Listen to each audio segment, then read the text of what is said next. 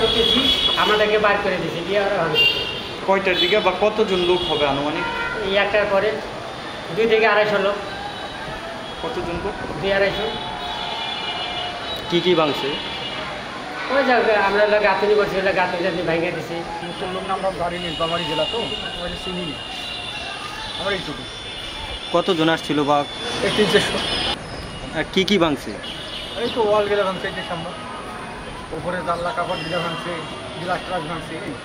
আমরা ওই যে উপরে ছিলাম, যে লোকজন 250 লোকজন এসিয়া যে আমরা উপরে ছিলাম, মনে আমাদেরকে নামাই দিয়া এইসব মানে গাছনি টাছনি সব ভাঙাইয়া তারপর উপরে এসিয়া যে সিসি ক্যামেরা সব কিছু নিয়ে গেছে। তারপর যে আমাদের যন্ত্রপাতি যা কিছু সব কিছু নিয়ে গেছে।